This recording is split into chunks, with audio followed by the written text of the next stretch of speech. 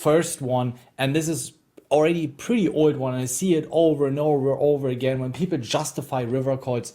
When we call the turn, we have to call the river. Let me share an example with you where I would see a lot of players falling into that trap. Let's assume we have this situation here where we face a small blind limp, and in this particular example we have an ace-6 of just a drawing hand and with a backdoor flush draw. But let's assume we have a king, right? And I want to go relatively quickly to the river. He bets the flop, he bets the turn, and he bets the river. Very often we get here to the river with king, deuce, and diamond, and most players will justify this with, we called the turn, it didn't change a lot, the flush didn't get there, so we have to call the river. That's absolute bullshit, horse shit. I'm not saying this would be a bad call or a good call. What I'm saying is the reasoning is crap. In poker, what you need to understand, even with a crappy reasoning, you can make good calls. But also with good reason, it might happen that you make a call and lose. That's how it is. Let's go back to the hand, and if you think it through here on the river, the 10 is actually a pretty bad card.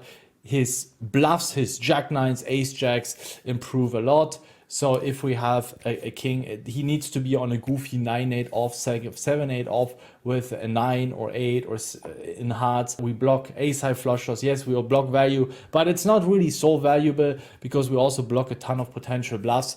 So here, this is a spot where I would fold most of my kings anyway on the river. The way you want to approach these spots is how likely it is my opponent is bluffing here.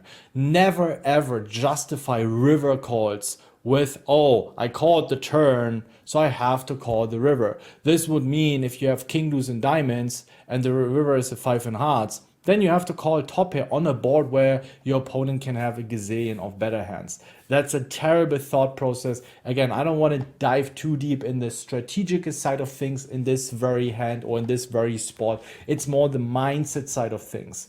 It's always asking yourself how likely it is that my opponent is bluffing, what kind of hands can he bluff with.